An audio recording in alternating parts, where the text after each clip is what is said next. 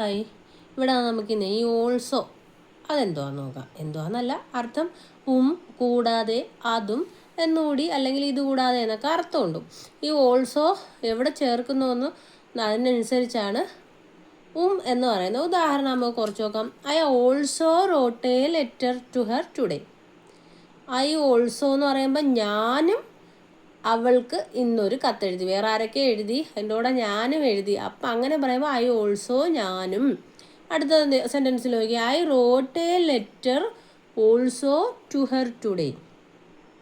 ഇന്ന് ഞാൻ അവൾക്ക് ഒരു കത്തും എഴുതി. എ ലെറ്റർ ഓൾസോ, ഒരു കത്തും എഴുതി. അപ്പം എ ലെറ്റർ ഓൾസോ, ലെറ്ററിൻ്റെ കൂടെ ആൾസോ വന്നപ്പം കത്തും. ഐ ഓൾസോ ഞാനും.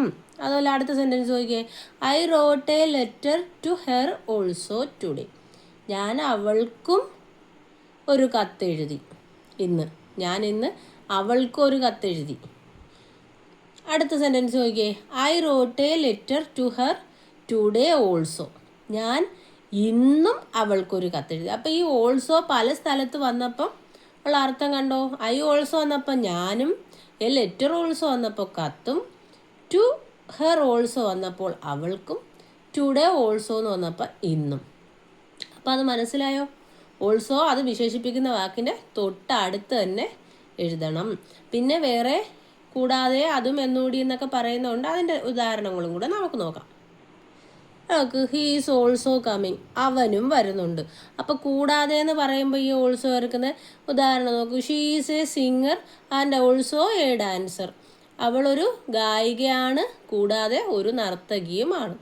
അതുപോലെ എന്ന് വരുമ്പം they also went to Kashmir. അവരും അതുപോലെ കാശ്മീരിലേക്ക് പോയി. ഇത് കൂടാതെ എന്ന അർത്ഥത്തിൽ വരുമ്പം he is also known as a writer. ഇത് കൂടാതെ അയാൾ ഒരു എഴുത്തുകാരനെന്നും അറിയപ്പെടുന്നു. ഇങ്ങനെയൊക്കെയാണ് ഓൾസോ ഉപയോഗിക്കുന്നത്. ഓക്കെ.